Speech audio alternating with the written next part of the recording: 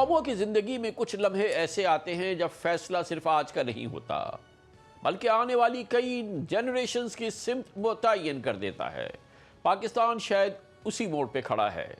آج سوال صرف نئے صوبوں یا اختیارات اور وسائل کی عام آدمی تک رسائی کا نظام تشکیل دینے کا نہیں، بلکہ یہ ہے کہ کیا ہم ایک ایسے نظام کے ساتھ مزید چل سکتے ہیں جس کے بارے میں خود حکمراں بھی اعتراف کر رہے ہیں کہ وہ جواب دے چکا ہے۔ پچھلے ہفتے ہم نے پہلی بار حکومت اور اسٹیبلشمنٹ کو اس حوالے سے سنجیدگی اختیار کرتے دیکھا۔ نئے صوبوں یا با اختیار خود مختار انتظامی یونٹس کے لیے عوامی ریفرنڈم کی بازگشت بھی سنائی گئی، لیکن انتہائی اہم حلقوں کی جانب سے ایک ہی سمت کی نشاندہی پہلی بار ہوئی ہے، جس کی حمایت خود حکمراں مسلم لیگ نون بھی کر رہی ہے۔ آپ کو یا تو بلدیاتی اداروں کو امپاور کرنا ہوگا یا صوبوں کی انتظامی تقسیم کی بنیاد کے اوپر ڈویژن کرنی ہوگی اور چھوٹے انتظامی جو ہے وہ یونٹس بنانے ہوں گے۔ اس کے علاوہ جو موجودہ نظام ہے، اس طرح سے نہ آپ کراچی چلا سکتے ہیں، نہ لاہور چل سکتا ہے، نہ کوئٹہ اور پشاور اور ملتان اور سکھر اور حیدرآباد، یہ اس طرح سے کام اب چلے گا نہیں۔ جتنی جلد اس چیز کا ادراک کر لیا جائے اور اس میں مناسب تبدیلی جو ہے وہ کی جائے تو میرا خیال ہے کہ اتنی ہی آسانی ہوگی۔ بڑے بڑے صوبے جو ہیں، آپ ڈی جی خان سے سٹارٹ ہو کے جو ہے اٹک تک جائیں، یا آپ کراچی سے سٹارٹ ہو کے جو ہے وہ نارتھ سندھ میں آئیں، یہ it's two large administrative units جو ہیں۔ یہ ایکچولی کراچی اور گوادر جو ہے نا، یہ فیڈریشن کا حصہ ہونا چاہیے، یہ فیڈرل ایریاز ہونا چاہیے، یہ صوبوں میں نہیں ہونا چاہیے۔ اس حوالے سے ایک بڑی اہم ڈیولپمنٹ ہوئی اختتام ہفتہ، جب وفاقی وزیر داخلہ محسن نقوی نے موجودہ انتظامی نظام کو کولیپس کرتے ہوئے کہا کہ نئے صوبوں یا انتظامی یونٹس پر قومی اتفاق رائے کی ضرورت ہے۔ پھر اگلے ہی روز director general inter services public relations lieutenant general Ahmed Sharif Chaudhry نے واضح کیا کہ مضبوط گورننس ہی قومی سلامتی کی بنیاد ہے، اور اگر اس کے لیے انتظامی ریسیٹ درکار ہے تو اس پر سیریسلی غور کرنا چاہیے۔ ایک چیز جو 70 سال 80 سال سے نہیں چل رہی، کیونکہ یہ سسٹم جس کے اندر ہم رہ رہے ہیں یہ کولیپس کر چکا ہے۔ آپ مانے نہ مانے، ہم صرف فائر فائٹنگ کر رہے ہیں۔ آپ کو ایڈمنسٹریٹو یونٹس، صوبے، اس کو جو مرضی نام دے دیں، اس کو لے کے جانا پڑے گا عوام کی سطح پر۔ آپ جب تک وہ نہیں لے کے جائیں گے، وہ جب تک آپ کے یونٹس نہیں بنیں گے اور یونٹس بن کے وہ اونرشپ نہیں لیں گے اور نئی لیڈرشپ نہیں آئے گی، یہ کام نہیں ہوگا۔ Good governance is کوئنٹ essential for Pakistan. اگر گڈ گورننس کا مطلب یہ ہے کہ 1972 میں کچھ 6.5 یا 7 کروڑ میکسیمم آبادی تھی پاکستان کی، اس وقت 4 صوبے تھے، آج ہم 25 کے اوپر ہیں، تو اگر اب آپ کی آبادی 3 سے 4 گنا بڑھ گئی اور وہی 4 صوبے ہیں، تو وی ہیو ٹو سی کہ is it serving good governance, and if that good governance requires an administrative reset then let that be happen, if that good governance requires a changes then let that be happen. یہ محض 2 statements نہیں ہیں، بلکہ ایک ایسے national dialogue کا آغاز ہے جو کئی برسوں سے دیے ہوئے سوال کو دوبارہ زندہ کر رہا ہے۔ وہ کہ تمام بڑی سیاسی جماعتیں، مسلم لیگ نون، پیپلز پارٹی اور پی ٹی آئی کے منشور میں نئے صوبوں کی بات شامل ہے، لیکن جب بھی نئے صوبوں اور خود مختار انتظامی یونٹس کی اس تجویز پر عمل کی بات آتی ہے تو پیپلز پارٹی پہلے جنوبی پنجاب صوبہ کا نعرہ لگا کر قلعہ بازی لگا دیتی ہے۔ اس بار بھی ایسا ہی ہوا۔ توقع کے عین مطابق نئے صوبے یا خود مختار انتظامی یونٹس کے قیام کے اس قومی مطالبے کی سب سے پہلی مخالفت پیپلز پارٹی کی طرف سے آئی، اور وہ بھی سندھ کے وزیر اعلیٰ سید مراد علی شاہ سے، جو کہ پچھلے 13 سال سے سندھ کے وزیر اعلیٰ ہیں۔ انہوں نے وفاقی وزیر داخلہ محسن نقوی کے بیان کو گھسی پٹی تجویز قرار دیتے ہوئے کہا کہ سندھ کے عوام ایسی کسی تجویز کو قبول نہیں کریں گے۔ کیوں نہیں کریں گے، یہ انہوں نے نہیں بتایا۔ محسن نقوی صاحب نے، میں نے سنا تھا ان کا بیان، مجھے نہیں پتا کہ ان کے اشارہ کس طرف تھا۔ نظام اگر وہ سمجھتے ہیں کہ بیونڈ ریپیئر چلا گیا ہے، جیسے انہوں نے کہا ہے، وہ تجاویز دیں۔ یہ جو تجویز انہوں نے دی وہ گھسی پٹی تجویز ہے، بہت ساری تجاویز دی ہیں، ان میں سے ایک یہ دی ہے، لیکن یہ ایسی ہے جس کو یہ سندھ کی صوفیوں کی دھرتی کے لوگ قبول نہیں کریں گے۔ گویا مراد علی شاہ سندھ کے بجٹ میں 95% حصہ ڈالنے والے اور پاکستان کی معاشی شہرت کرانے والے کراچی کے عوام پر پیپلز پارٹی کی 18 سالہ پرفارمنس کے تسلسل کا پیغام دے رہے تھے۔ مراد علی شاہ نے اس بات کا ذکر نہیں کیا کہ پیپلز پارٹی کی 18 سالہ حکومت کے باوجود آج تک کراچی میں نہ پینے کا صاف پانی ہے، ہموار سڑکوں کا جال ہے، نہ سیف سٹی ہے، نہ مؤثر پبلک ٹرانسپورٹ سسٹم ہے، مگر اس کے باوجود ان کے لیے کوئی ایسی تجویز قابل قبول نہیں جو کراچی کو ایک معقول شہر بنائے اور اس کی دنیا کے تیسرے بدترین شہری کے ٹائٹل سے جان چھڑائے۔ اصل سوال یہ نہیں ہے نئے یا خود مختار انتظامی یونٹس بننے چاہیے یا نہیں، اصل سوال یہ ہے کہ تقریباً 30 کروڑ آبادی کا ملک صرف 4 بڑے انتظامی یونٹس کے ذریعے 21ویں صدی کے تقاضے کیسے پورے کرے گا۔ نمبرز بتاتے ہیں کہ پاکستان کا انتظامی ڈھانچہ دنیا کے بیشتر ممالک سے بھی زیادہ غیر متوازن ہو چکا ہے۔ صوبہ پنجاب دنیا کے 182 ممالک سے بڑا ہے، سندھ 162 ممالک سے بڑا ہے، کے پی 152 اور بلوچستان 172 ممالک سے زیادہ وسیع ہے۔ دنیا میں شاید ہی کوئی ایسا کامیاب انتظامی ماڈل ہو جہاں اتنے بڑے جغرافیے، اتنی بڑی آبادی اور ان کی ضروریات کو صرف ایک ہی صوبائی حکومت کے ذریعے مؤثر انداز میں چلایا جا سکتا ہو۔ اسی لیے دنیا بھر میں کامیاب ریاستیں اپنے انتظامی ڈھانچے کو پاپولیشن، اکانومی اور اربن گروتھ کے مطابق مسلسل تبدیل کرتی ہیں۔ پاکستان میں اس کے برعکس اختیارات، وسائل اور فیصلے چند بڑے شہروں تک محدود ہو کر رہ گئے ہیں۔ اسی لیے یہ بحث صرف نقشہ بدلنے کی نہیں بلکہ چاروں صوبوں کی اجارہ داری ختم کرنے اور اختیارات اور وسائل عوام کی دہلیز تک پہنچانے کی جنگ بنتی جا رہی ہے۔ ہمارے پروگرام میں سابق وزیر اعظم شاہد خاقان عباسی نے بھی نئے صوبوں یا خود مختار انتظامی یونٹس کی تجویز کی حمایت کرتے ہوئے کہا تھا کہ ملک کا نظام نہیں چل رہا، سیاسی جماعتیں اور تمام سٹیک ہولڈرز کو بیٹھ کر سوچنا ہوگا کہ ملک کو آگے کیسے چلانا ہے۔ آپ کا نظام نہیں چل رہا اور جو نظام نہ چلے تو آپ کو اس کو ریفارم کرنا پڑتا ہے۔ آپ کو نئے صوبے بھی، نئے یونٹس بھی بنانے پڑیں گے، آپ کو جو NFC ایوارڈ ہے اس کو بھی شاید ریوزٹ کرنا پڑے، آپ کو ایڈمنسٹریٹو سسٹمز ہیں ہمارے ان کو بھی مکمل طور پر بدلنا پڑے گا، آپ کو ایک پولیٹیکل کنسنسس قائم کرنا پڑے گا۔ جب تک آپ بیٹھیں گے نہیں، یہ پولیٹیکل جماعتیں نہیں بیٹھیں گی، فوج کا ایک حصہ ہے ملک کی سیاست میں، جج بھی بیٹھیں ان کا بھی اثر ہے اور یہ فیصلہ کریں کہ آگے کیسے چلے گا، کیونکہ آج ملک نہیں چل رہا۔ اس انتہائی اہم قومی موضوع پہ بات کرنے کے لیے آج ہم نے دعوت دی ہے۔ ہمارے ساتھ پاکستان کے 2 انتہائی قابل قدر اور بہت ہی تعلیم یافتہ اور انتہائی معزز پولیٹیشنز ہمارے ساتھ ہیں۔ ڈاکٹر احسن اقبال وفاقی وزیر منصوبہ بندی اور ترقی ہیں، ڈاکٹر مفتاح اسماعیل ہمارے ساتھ ہیں جو سابق وفاقی وزیر خزانہ بھی رہ چکے ہیں۔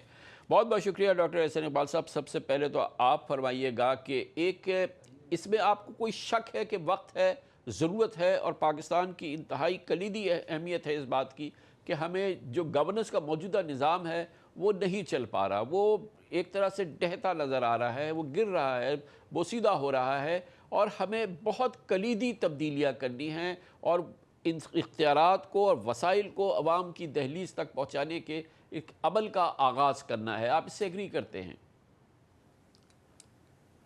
یہ بہت شکریہ کامران خان صاحب۔ میں سمجھتا ہوں کہ جو آپ نے بات کی بڑی بنیادی ہے اور 2 جون کو اس سال تقریباً 2 ماہ پہلے میں نے جو باتیں وزیر داخلہ نے کی ہیں اس سے شاید زیادہ مدلل اور بڑھ کے ایک مضمون کی صورت میں یہ بات کہی تھی کہ کیا پاکستان کے اندر ہمیں ایک کمپیٹیٹیو فیڈرلزم چاہیے یا ایک صوبائی مرکزیت کے ساتھ مونوپلیز چاہیے، چونکہ یہ اب انتظامی ڈھانچہ جو ہے اگر ہم نے آگے بڑھنا ہے تو اس کو ریفارم کیے بغیر ہماری رفتار اتنی نہیں ہوگی جتنی ہمیں درکار ہے۔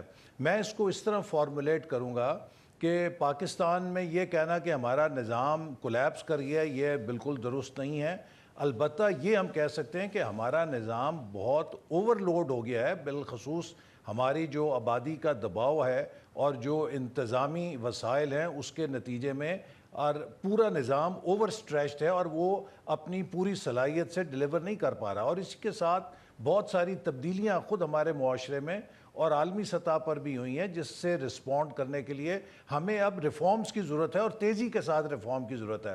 اور میں سمجھتا ہوں کہ جو 18ویں ترمیم ہم نے 2010 میں کی تھی، دراصل اس ترمیم کو ہم نے آدھا چھوڑ دیا۔ وفاق سے تو 17 جو فنکشنز ہیں صوبوں کی طرف ڈیوالو ہو گئے، لیکن اس کے بعد صوبوں نے وہ تمام اختیارات اپنے پاس رکھ لیے اور 1% بھی اختیار ضلعوں کی سطح پہ مقامی حکومتوں کو نہیں دیا، جس کے نتیجے میں 4 مرکزی سینٹر ہیوی پروونسز ہمارے ملک کے اندر معرض وجود میں آ گئے۔ اب اس کا نتیجہ یہ ہے کہ وہ تمام شعبے جو ہم نے ڈیوالو کیے تھے 2010 میں 18ویں ترمیم کے ذریعے، اگر آپ ایک ایک کر کے ان سب شعبوں کی کارکردگی دیکھیں تو کسی بھی صوبے میں ہمیں قابل قدر سوشل سیکٹرز کے تقریباً وہ سارے شعبے تھے، تعلیم ہے، صحت ہے، پاپولیشن پلاننگ ہے، اسی طرح دیگر جو زراعت ہے یا دیگر شعبے بھی جو انہوں نے لیے، کسی ایک شعبے میں کوئی قابل ذکر ہمیں بہتری نظر نہیں آتی، اور اس کی بنیادی وجہ یہی ہے کہ صوبے بہت مرکزیت کے ساتھ اس وقت ٹاپ ہیوی ہو چکے ہیں۔ اب آپ دیکھیے عملاً اگر آپ سندھ کے صوبے کو دیکھیں تو گھوٹکی سے لے کے بدین یا کراچی تک آپ کراچی سے بیٹھ کے چلائیں گے تو ناممکن ہے، اسی طرح اٹک سے بیٹھ کے راجن پور تک پنجاب کو لاہور سے چلایا جائے گا، ناممکن ہے، ڈیرہ اسماعیل خان سے لے کر چترال تک اگر آپ پشاور سے چلانے کی کوشش کریں گے ناممکن ہے، اور اسی طرح مکران کی ساحل سے لے کے قلعہ سیف اللہ تک یا ذوب تک ہم صوبہ بلوچستان کو چلانے کی کوشش کریں کوئٹہ سے تو وہ نہیں چل سکتا۔ تو اب اس کے دو ہی راستے ہیں، ایک راستہ تو یہ ہے کہ اگر کسی طرح جو آئینی طور پہ طریقہ دیا گیا اس میں صوبے مزید بنانے میں کوئی گنجل ہو، تو اس کا ایک راستہ تو یہ ہے کہ 160 جو پاکستان کے اضلاع ہیں ان میں امپاورڈ فلی ڈیوالوڈ ڈسٹرکٹ لوکل گورنمنٹس ہوں جن کے ذریعے سروس ڈیلیوری کو لوگوں کی دہلیز تک لے کے جایا جا سکے، اور اگر یہ ممکن نہیں ہے تو پھر میرے خیال میں، میرے نزدیک میں کوئی اور چارہ نہیں ہے کہ سوائے یہ کہ ہم 15-18 انتظامی یونٹ یا نئے صوبوں کی صورت میں تشکیل دیں جو کہ مینیجیبل ہوں۔ دیکھیے ترکی ہم سے کتنا چھوٹا ملک ہے، بہت جی اسد بھائی آپ کی بات بالکل ہماری سمجھ میں آ گئی۔ مفتاح اسماعیل صاحب یہ فرمائیے گا کہ سب سے حوصلہ افزا بات تو یہ ہے کہ ایگزیکٹلی وہی بات کر رہے ہیں احسن اقبال صاحب جو محسن نقوی صاحب نے بات کی، جو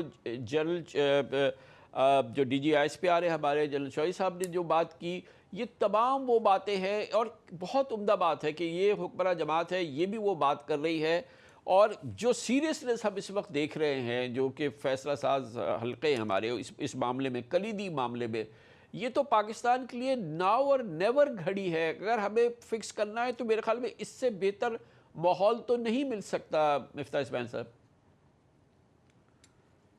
میری گزارش یہ ہے کہ میں احسن بھائی کی بات سے 95% ایگری کرتا ہوں۔ جو ایک ڈس ایگریمنٹ وہ بتا دوں، یہ کہنا کہ پاکستان کا نظام ٹھیک چل رہا ہے یا تباہ نہیں ہوا، جو محسن نقوی صاحب نے کہا، یہ میرے خیال سے درست بات ہے۔ پاکستان کا نظام ٹھیک نہیں چل رہا ہے۔ دیکھیں سن 2000 میں ہم ہندوستان سے 43% اور بنگلہ دیش سے 72% امیر تھے ایوریج پاکستانی۔ آج ہندوستانی ایک ایوریج جو ہندوستانی ہے وہ ایوریج پاکستانی سے 94% امیر ہے، بنگلہ دیشی ہم سے 43% امیر ہے۔ آپ کے 39% بچے اسکول سے باہر ہیں، آپ کے 40% بچے اسٹنٹڈ ہیں، آپ کی 42% خواتین آئرن ڈیفیشنسی کی شکار ہیں جو زچگی کی عمر کی۔ مطلب آپ کے پاس دنیا میں ہر 5 میں سے پاکستانی ہے جس کو ہیپیٹائٹس ہے۔ 20% of hepatitis cases are Pakistanis. 7,500 بچوں کو ایڈز انفیکشن ہو گیا ہے۔ ابھی 330 بچوں کو توسہ شریف میں ہوا، اور اس کے پچھلے ہفتے آپ نے سنا کہ کراچی میں ویلی کا ہاسپٹل، حکومت کی ہاسپٹل میں 120 لوگوں کو ہوا۔ تو نظام نہیں چل رہا، اور احسن بھائی کی یہ بات درست ہے کہ صوبوں نے اجارہ داریاں قائم کی ہیں، اور جو احسن بھائی جو بڑی مدلل بات کی ہے، انہوں نے آرٹیکل بھی لکھا ہے، میں نے بھی دیکھا ہے، وہ ایک دم درست بات ہے۔ اور یہ احسن بھائی آج سے نہیں کہہ رہے، یہ کافی عرصے سے کہہ رہے ہیں، اور میں آپ کو بتاؤں کہ یہ لوکل گورنمنٹ کا سب سے بڑا دائی جو پاکستان میں، وہ احسن بھائی کا بیٹا احمد ہے، کہ جس نے تو یہ بڑی باتیں کی ہوئی ہیں اور ریزولوشن پنجاب اسمبلی سے پاس کیا۔ لیکن سچی بات یہ ہے کہ دو جو سیاسی بڑی فیملیاں ہیں، یہ ان سے آپ پاور لینے کی بات کر رہے ہیں۔ آج پنجاب میں یہ عالم ہے کہ جب سے مریم صاحبہ چیف منسٹر بنی ہیں، آپ بھاولپور کے اندر ایک نائب قاصد نہیں رکھ سکتے چیف منسٹر کے سیکریٹریٹ سے بغیر پوچھے۔ پچھلے سال اے ڈی بی کے اندر اینول ڈیولپمنٹ پلان میں لاہور کے ڈویژن کے اندر ہر شہری پہ 13,240 روپے خرچ کیے گئے، اور لیا کے ڈویژن میں کے اندر ہر شہری پہ 460 روپے خرچ کرے گئے، یعنی کہ 29 گنا زیادہ آپ نے لاہور پہ خرچ کیا۔ اور سندھ میں جو آج صوبے کی بات ہو رہی ہے، جو آج اٹانومس انڈیپینڈنٹ یونٹس کی بات ہو رہی ہے، یا آج لوکل گورنمنٹس کے امپاورمنٹ کی بات ہو رہی ہے، اس کی ذمہ دار پیپلز پارٹی ہے۔ ان کی بے حسی، ان کی کرپشن اور ان کی جو نالائکی ہے، جو کا ثبوت نہ صرف یونیورسٹی روڈ ہے لیکن گٹروں میں گرتے ہوئے روز کے بچے ہیں، جس کے اندر بہتے ہوئے نالے ہیں، جس کے اندر گھروں میں آدھے شہر میں پانی نہ آنا، مطلب پیپلز پارٹی کی نالائکیاں گریں گے تو اس پروگرام کا وقت ختم ہو جائے گا۔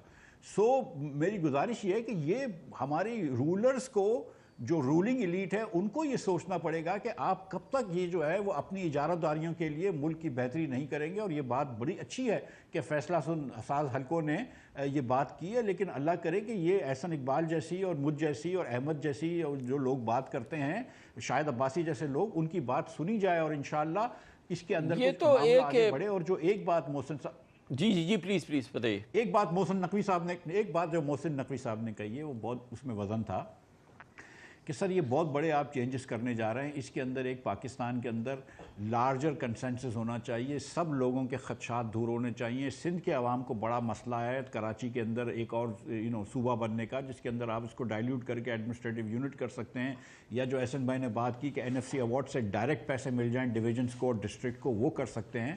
لیکن آپ کو ایک لارجر کنسنسس لینا پڑے گا جس میں تمام سیاسی فورسز جن کے پاکستان میں سپورٹ ہے ان کو لینا ضروری ہے. جی مصطفیٰ بھائی, یہ جیسے آپ نے کہا بہت ہی ظاہر ایک زبردست موقع ہے ہمارے لیے کہ جنرل احمد شریف چودھری بھی وہی بات کر رہے ہیں, احسن اقبال بھی وہی بات کر رہے ہیں, خواجہ آصف بھی وہ بات کر رہے ہیں, اور پاکستان کا ہر شخص وہ بات کر رہا ہے کہ یہ نظام نہیں چل رہا اس انداز میں, اور ہمیں اختیارات اور وسائل کو عام آدمی تک پہنچانا ہے. احسن بھائی یہ بتائیے گا کہ اتنی بڑی بات تو نہیں, جب اتنا اس لیول کا کنسنسس ہے تو پھر کیا ریفرینڈم کی ضرورت ہے؟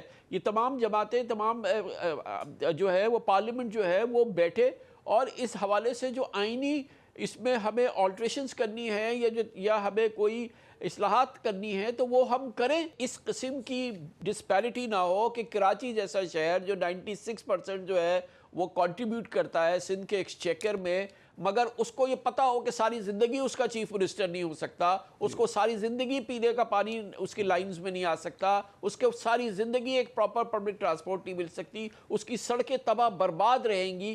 یہ کون سا انصاف ہے؟ اس کی وجہ کیا ہے؟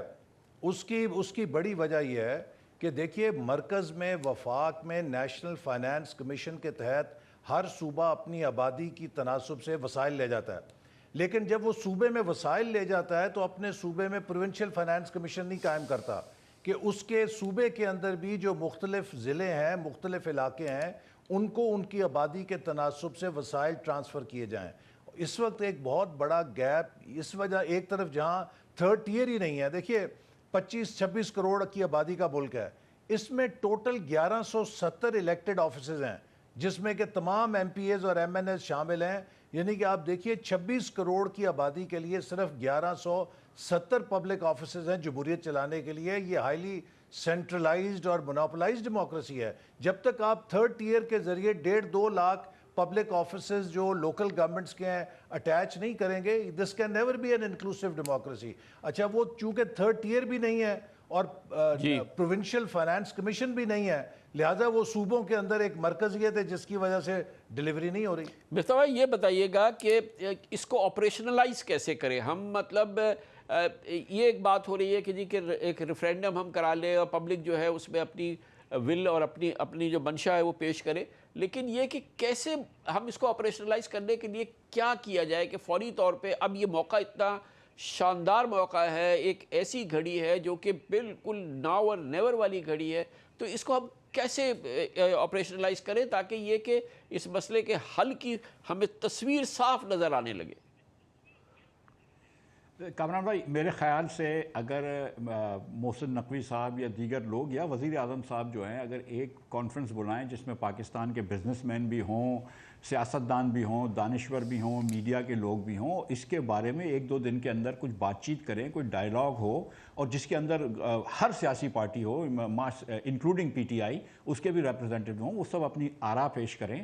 اور جہاں تک صوبوں کو اگر آپ نے وہ کرنا ہے, مثال کے طور پر کارو آؤٹ کرنا ہے, تو یہ آپ وفاق نے ایک اجازت دی ہوئی ہے صوبوں کو کہ پہلے آپ کے پاس سے ریزولوشن آئے, لیکن وہ وفاق اجازت جو ہے وہ اپنے امینڈمنٹ کے تھرو وہ بھی واپس لے سکتا ہے اور ڈائریکٹ وفاق بھی کر سکتا ہے. لیکن جیسے میں جانتا ہوں کہ سندھ کے اندر بڑی ریزسٹنس ہے, تو یہاں پہ آپ ایڈمنسٹریٹو یونٹ کی بات کر لیں, کہیں پر کچھ اور بات کر لیں, ایک کنسنسس ڈیولپ کرنے کے لیے یہ بات کرنی ہوگی کہ آپ نے آگے بڑھنا ہے اور آپ نے یہ چیزیں کرنی ہیں. اگر ہم یہ نہیں سمجھتے، دیکھیں احسن بھائی نے اڑان پاکستان کا ایک بڑا اچھا پلان بنایا تھا جس میں انہوں نے کہا تھا کہ 2028 یا 2029 تک جو ہے ہم ڈبل کر دیں گے ایکسپورٹ. اٹ ٹرنز آؤٹ کہ ہر سال اس حکومت کے 4 سالوں میں، شہباز شریف صاحب کے 4 سالوں میں ایکسپورٹ عمران خان کے لاسٹ ایئر سے کم ہوئی ہے. ہم عمران خان کو بالکل برید الزام ٹھہرا سکتے ہیں بہت ساری چیزوں کا، خاص طور پہ جمہوریت کو انڈرمائن کرنے کا، لیکن یہ جو اس حکومت کو بھی 4 سال ہو گئے نا، اس حکومت نے بھی 36% ہم کو انفلیشن دیا ہے. اس حکومت کی پارٹی کی پنجاب میں حکومت ہے نا، جدھر آپ نے ایک دم ختم کر دی لوکل گورنمنٹس. سندھ کے اندر بھی آپ نے دیکھا ہے کہ نام کی لوکل گورنمنٹ ہے لیکن کوئی کام تو نہیں ہوتا ہے، اور پی ٹی آئی نے بھی کے پی میں نہیں کیا ہے. سو دا تھنگ از کہ یہ جو بڑی ہم کو یہ بات سمجھنی ہوگی کہ یہ بڑی پارٹیاں جو ہیں یہ اپنی اجارہ داریاں جی احسن بھائی جی فرمائیے. چھوڑنا چاہتی ہیں تو کہیں نہ میں مفتہ صاحب ایک منٹ آپ کی جان کی امان پاؤں تو عرض کروں. دیکھیے یہ جو 36% انفلیشن ہو گئی، آپ واقف ہیں، آپ مجھے بتائیے جب آپ فائنانس منسٹر بنے 2022 میں تو پاکستان کی اکانومی کہاں کھڑی تھی؟ کون ذمہ دار تھا پاکستان کی اکانومی کو ڈیفالٹ پہ لانے کا؟ یہ جو 36% پہ انفلیشن گئی کس وجہ سے گئی؟ کہ وہ آئی ایم ایف کا پروگرام جو آپ ہی نے نیگوشیٹ کیا تھا اور صحیح کیا تھا، چونکہ اس کے علاوہ کوئی پاکستان کے پاس چارہ نہیں تھا، جس کے نتیجے میں ہمیں وہ کنڈیشنالٹیز امپلیمنٹ کرنی پڑی جو عمران خان صاحب آئی ایم ایف کے ساتھ طے کر کے گئے تھے. آپ نے اس پورے گناہوں کے ٹوکرے کو اپنے سر کے اوپر اٹھایا، آپ برے بھی بنے. آپ کو یاد ہوگا کہ میں اور آپ لندن جا رہے تھے، ہمیں آوازیں بھی سننی پڑی پی ٹی آئی والوں سے، لیکن وہ ملک بچانے کے لیے کیا. اور I think that role will be remembered by the country کہ you did the right thing. Shehbaz Sharif صاحب ڈڈ دا رائٹ تھنگ. تو میرا مقصد ہے کہ آپ دیکھیے پچھلے 4 سالوں میں Pakistan has gone through a major shock. جی مفتہ بھائی. سر لیکن سر میری گزارش یہ ہے کہ نہیں سر میری گزارش یہ ہے کہ ہسٹری اگر ہم کر رہے ہیں تو ایک دم صحیح کریں کہ 2022 میں بالکل حالت بہت بری تھی. آپ کو پتا ہے کہ میں نے کتنی بحث کری ہے اپنی پارٹی کے اندر کہ پاکستان کو بچا لو اس وقت، سیاست کو چھوڑ دو. یہ بات آپ کی درست ہے. ہم 2022 میں آپ کو بھی میرے ساتھ ساتھ تھے، ہم آئی ایم ایف کو واپس لے کر آ گئے. 2023 کے اندر فروری میں تو پاکستان کی حکومت نے آئی ایم ایف سے آنکھیں دکھانا شروع کری نا. انہوں نے 4 مہینے تک کرنسی کو روک کے رکھا اور پھر اچانک کرنسی جو تھی وہ 270 پہ گئی ہے. یہ دوسری مرتبہ جو 2023 میں ڈیفالٹ ہو رہا ہے وہ تو ڈار صاحب لے کے گئے تھے. 22 کے اندر آپ عمران خان کو مرید الزام ٹھہرائیں، لیکن 23 کا تو ڈار صاحب کا قصور تھا نا. اور وہ پھر ڈار صاحب کو چھوڑ کے شہباز شریف گئے جون 23 کے اندر اور آئی ایم ایف کی ایم ڈی سے ملے اور ایگریمنٹ کیا. سو یہ let's just be very honest about this کہ ہر چیز جو پاکستان میں خراب ہوئی ہے وہ عمران خان کا قصور نہیں ہے. ڈیموکریسی کو انڈرمائن کرنے میں عمران خان نے بالکل ہاتھ کیا ہے. نہیں پلیز دیکھیے جی احسن بھائی پلیز. اب ٹھیک ہے آپ حکومت کے خلاف ہیں، لیکن اس کا یہ مطلب نہیں ہے کہ آپ بالکل ہی حقائق کو چینج کر دیں. حقائق آپ مجھے بتا دیجئے کہ حقائق صحیح نہیں کہہ رہا ہوں میں. یو نو کہ نہیں نو سر 2022 کے اندر 22 سر بیل آؤٹ کیا حسن بھائی 22 میں تو آئی ایم ایف واپس آ گئی تھی. 22 میں تو آئی ایم ایف واپس آ گئی تھی، فرانس آ گئی تھی. ہمارے پاس 18% سے کم انفلیشن تھا. جب اس کے بعد جب آپ نے مجھے نکالا ہے اور پھر ڈار صاحب نے کہا کہ نہیں میں پھر ڈالر کو نہیں روکوں گا، اس کے بعد $270 گیا ہے. اس کے بعد آئی ایم ایف کو آپ نے آنکھیں دکھائی ہیں. اس کے بعد شہباز شریف کو آئی ایم ایف کو ملنے جانا پڑا. آپ مجھے بتائیں آپ 23 کا دیکھیں سر ایمانداری ہے کہ 22 کے اندر عمران خان کا قصور تھا، 23 میں آپ لوگوں کا قصور تھا. آپ نے مجھے بات کر نہیں جی احسن بھائی اس کو 2022 میں وہ کرائسس ختم ہو گیا تھا. جی احسن بھائی کنکلوڈ کر دیں اس کو. 22 جو 2022 میں جو ہوا تھا. لیکن بہرحال اور میں اس کے لیے میڈیا کو بھی یہ کہوں گا کہ ان کا فرض ہے کہ لوگوں کے اندر اس کی اویئرنیس کریٹ کریں. اور اس میں ایک چیز جو بہت اچھی ہوگی اور میرا خیال ہے کہ اس پہ ہم بھی غور کر رہے ہیں کہ اس بحث کو پارلیمنٹ کے اندر لے کے جانا چاہیے، چونکہ پارلیمنٹ ہی وہ فورم ہے کہ جہاں سے یہ تمام راستے نکلیں گے. اور اس میں دیگر جو سٹیک ہولڈرز ہیں، جو ہماری سول سوسائٹی ہے، جیسے انہوں نے بزنس کمیونٹی کا کہا، ان سب کے ساتھ بھی مشاورت ہونی چاہیے، کیونکہ پاکستان ہم سب کا ہے. ہمارا بھی جو انتظامی ڈھانچہ ہے کچھ اس طرز کے اوپر ہونا چاہیے کہ جہاں پر ہم ایک کمپیٹیٹو فیڈرلزم قائم کر سکیں. اس فیڈرل سٹرکچر کے اندر ایک مقابلے کی فضا ہو کہ سوشل انڈیکیٹرز کس کے بہتر ہیں، اکنامک پراسپیرٹی کس کے اندر بہتر ہے، فورن ڈائریکٹ انویسٹمنٹ کون زیادہ سے زیادہ لے کر آ رہا ہے. ایک بات آپ کر لیں، مقابلے کا ماحول ہونا چاہیے. آپ اس کو کنکلوڈ کر لیں گے. دیکھیں پچھلے سال احسن بھائی کے صاحبزادے احمد اقبال چودھری نے پنجاب اسمبلی میں ایک ریزولوشن دیا تھا لوکل گورنمنٹ کے اس پہ. میں سمجھتا ہوں کہ وہ لوکل گورنمنٹ کا اگر آرڈیننس منوہن پنجاب میں اور پورے پاکستان کے اندر آ جائے اور ایک پورا چیپٹر لکھ دیا جائے پاکستان کی کانسٹیٹیوشن کے اندر اباؤٹ لوکل گورنمنٹ، تو آدھے مسئلے آپ کے ختم ہو جاتے ہیں صوبوں کے حساب سے. پھر اس کے علاوہ صوبے بھی کی طرف ایڈمنسٹریٹو یونٹ کی طرف بھی چلے جائیں. لیکن جب تک آپ NFC سے ڈائریکٹلی فائنانس لوکل ڈویژنز نہیں کریں گے یہ مسئلے بار بار رہیں گے اور لوگوں کی پریفرنس بہت مناسب، حق مارا جا رہا ہے. بہت بیلنس، بہت زبردست گفتگو ہوئی. ڈاکٹر مفتاح اسماعیل، ڈاکٹر احسن اقبال. حالیہ پیش رفت کے بعد پہلی بار ایسا لگ رہا ہے کہ نئی صوبوں یا خود مختار انتظامی یونٹس کی بحث صرف علاقائی سیاست تک محدود نہیں ہے بلکہ قومی سطح پر گورننس ریفارمز کا ایک اہم موضوع ہے. آئینی ماہرین کے مطابق اگر حکومت اس معاملے پر ریفرینڈم کراتی ہے تو عوام کی رائے معلوم کی جا سکتی ہے. تاہم آئین کی آرٹیکل 239 کے تحت نئے صوبوں کے قیام کے لیے پارلیمنٹ اور متعلقہ صوبائی اسمبلی دونوں میں 2/3 اکثریت حاصل کرنا لازم ہوگی. اگر اختیارات و وسائل واقعی عوام تک پہنچ گئے اور فیصلے ان کے اپنے شہروں اور اضلاع میں ہونے لگے تو شاید آنے والی نسلیں اس کے وہ موڑ قرار دیں گی جب پاکستان نے نہ صرف اپنا انتظامی نقشہ بلکہ اپنی طرز حکمرانی بھی بدل دی. یہ ایک انقلابی تبدیلی ہوگی اور اس آئینی اور قانونی معاملے میں بات کرنے کے لیے میں نے دعوت دی ہے. ہمارے ساتھ موجود ہے محترم عبد المعیز جعفری صاحب، ماہر ہیں کانسٹیٹیوشنل اور لیگل افیئرس کے. بہت بہت شکریہ جعفری صاحب.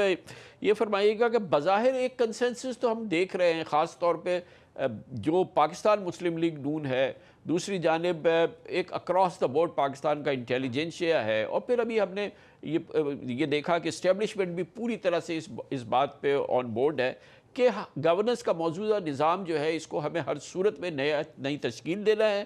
اور یہ بات بھی بالکل پکی ہے کہ ہمیں اختیارات اور وسائل کو عوام کی دہلیز تک رہنا ہے.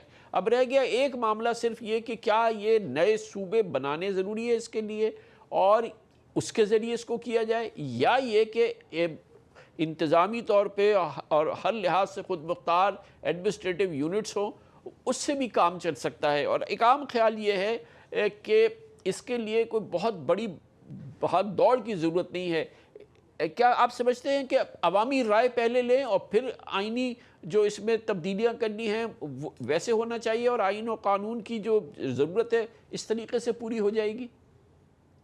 بہت شکریہ کامران صاحب، آپ نے موقع دیا. سر دیکھیں، کوئی بھی انتظامی طور پہ آئین کا اور انتظام کا جو قانون ہوتا ہے اس کو 3 پرنسپل سے آگے لے کے جانا پڑتا ہے. ایک کہ جب اس میں کوئی ترمیم ہو رہی ہو یا کوئی قانون سامنے لایا جا رہا ہو وہ ریشنل ہو، یعنی اس کی کوئی منطق ہو. ریشنالٹی کے بعد وہ پروپورشنل ہو، یعنی کہ وہ جس مسئلے کا حل کرنے جا رہا ہو وہ اس مسئلے کے حل کے حد تک ہی ترامیم لائے، وہ آیا کہ ایک توپ سے چوہے کا شکار کرنے نہ نکلے.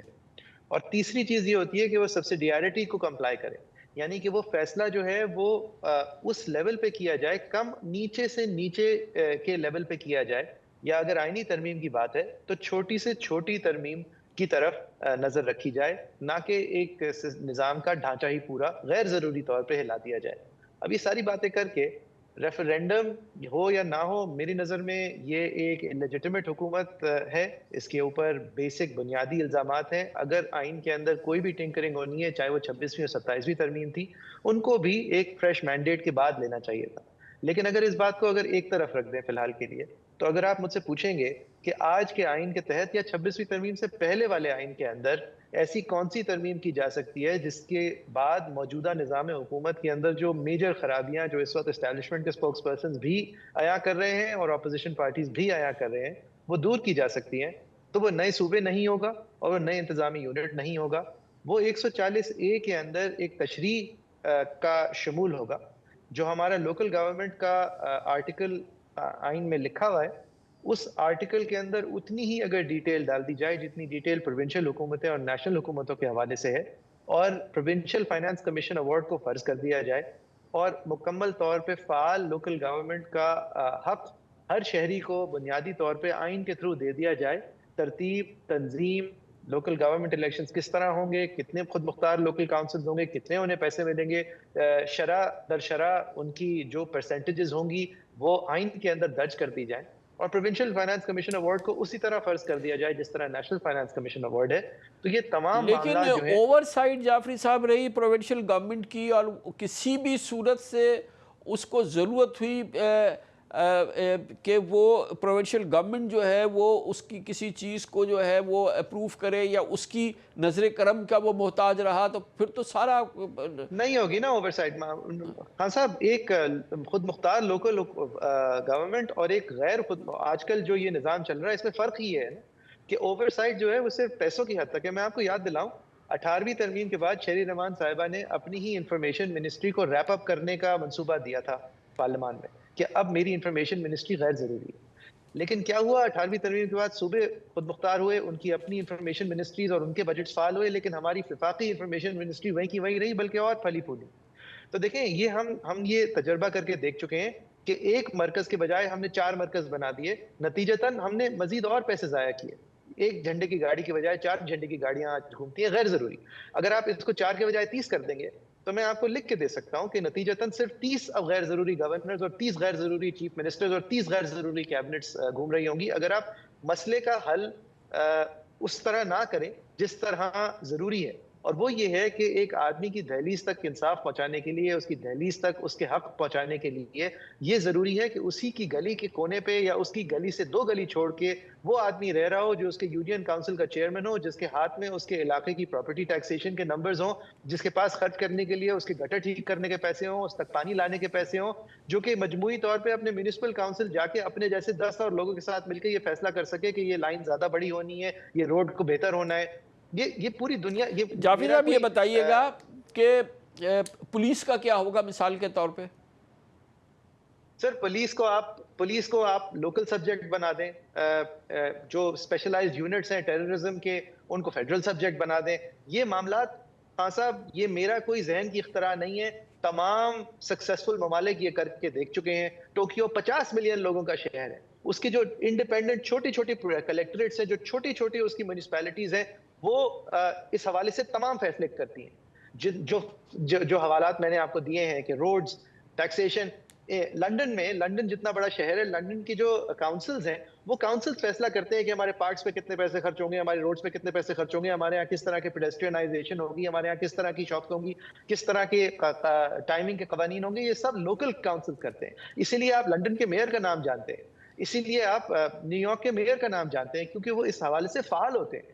اور جن چیزوں میں وہ فعال نہیں ہوتے وہ چیزیں پھر پروونس کی ڈومین ہوتی ہیں, اور جن چیزوں میں پروونس فعال نہیں ہوتی وہ وفاق کی ڈومین ہوتی ہے. ہمارا مسئلہ یہ نہیں ہے کہ اختیارات جو ہیں وہ بہت زیادہ کانسنٹریٹڈ ہے. ہمارا مسئلہ یہ ہے کہ وہ کانسنٹریٹڈ بھی ان لوگوں میں ہے جو لوگ اپنے سے اوپر دیکھتے ہوئے ڈسٹریکٹ ہو رہے ہیں. وفاق کے اندر جو اختیارات ہیں وہ نہیں ہونے چاہیے. پروونس کے پاس جو اختیارات ہیں اور جو پروونسز کے پاس اس وقت پیسہ ہے وہ نہیں ہونا چاہیے. اسی طرح جب یونین کاؤنسلز ہوں گے, فعال ہوں گے, اور ایک ہیلتھی کمپٹیشن ہوگی بٹوین یونین کاؤنسل, تو خود ساختہ طور پہ فطری طور پہ یہ انتظامی یونٹس بن جائیں گے. سندھ اور پنجاب اور پختونخوا اور بلوچستان, یہ سارے نام ایک سیریمونیل طریقے کے رہ جائیں گے. یہ صرف کرکٹ اور فٹ بال کے میچز کے اندر لویلٹیز دکھانے کے لیے یہ چیزیں رہ جائیں گی. حقیقتاً جب سروس ڈیلیوری اور پیسہ دونوں چیزیں جب لوکل لیول پہ آ جائے گا تو آپ کو یہ نشان جو ہے وہ پرماننٹ مارکر میں لگانا ضروری نہیں ہے پہلے دن سے کہ نہیں, حقیقتاً آپ کی شناخت جو ہے وہ اب سدرن سندھ ہے, ناردرن سندھ ہے, اربن سندھ ہے. اور میں یہ اس لیے بھی کہہ رہا ہوں, اس لیے ہمیشہ یہ جو پلان ہیچ ہوتے ہیں یہ ہمارے بڑے صوبوں میں ہیچ ہوتے ہیں, ان کو کوئی سینسٹیوٹی نہیں ہے سندھ کے حوالے سے. یہ سندھ میں ایک نان سٹارٹر ہے, چاہے پیپلز پارٹی بھی چاہے ان کی ٹرین پہ چڑھ جائے. یہ سندھ کے اندر صرف خون ریزی کا ایک سلسلہ شروع کرے گا, ایک ڈسٹریکشن کریٹ کرے گا, اور ایک جنریشنل پرابلم کریٹ کرے گا. اتنا بڑا مسئلہ کریٹ کرے گا کہ ہم مسئلے کا حل پھر ڈھونڈتے ڈھونڈتے یہ بھول جائیں گے کہ وہ مسئلہ جو ہے وہ ایک سلسلے میں شروع کیوں ہوا تھا. اس کا بہت آسان حل ہے. مجھ سے بہتر ایکسپرٹس اس حوالے سے لوکل گورنمنٹ کے ایکسپرٹس یہی کہتے ہیں, کانسٹیٹیوشنل ایکسپرٹس یہی کہتے ہیں. حل سامنے ہے اور آیا ہے. جو 3 سطر کا 140A ہے اس کو آپ 3 پیج کا بنا دیں آئین کے اندر. اس کے اندر ہر چیز کو شق بائی شق, جس طرح 18ویں ترمیم میں صوبوں کے حق ڈیٹیل کیے تھے, اس طرح صوبوں کے پاس جو پیسہ ہے اس کو کلیئرلی اور انڈیپینڈنٹلی اور ون وے ٹرانسفر کر دیں لوکل گورنمنٹس کو, تاکہ یہ آئندہ صوبے کے پاس پھر کوئی حق نہ ہو اس تجوری میں ہاتھ ڈالنے کا. جس طرح جب وفاق سے پیسہ آ جاتا ہے تو صوبے جو ہیں وہ اگر کچھ سرنڈر کرنا چاہیں, اس دفعہ جو انہوں نے کیا ہے وہ بھی کتنا آئینی ہے غیر آئینی ہے اس کے اوپر ایک بحث ہو سکتی ہے, لیکن صوبے کی جس طرح اسینٹ کے بغیر پیسہ جو ہے وہ ان کے حصے سے نہیں نکالا جا سکتا, اسی طرح اگر یونین کاؤنسلز کی اسینٹ کے بغیر ان کا پیسہ ریورٹ نہیں کیا جائے گا. یہ تمام معاملات آپ 3 الیکٹورل سائیکلز دے دیں, تھوڑی بہت صاف شفاف, یہ تمام معاملات جو ہیں وہ ہم اپنے ریئر ویو مرر میں دیکھ رہے ہوں گے. یہ کوئی انوکھا حل نہیں ہے، بے شک. دنیا یہ کر کے دیکھ چکی ہے.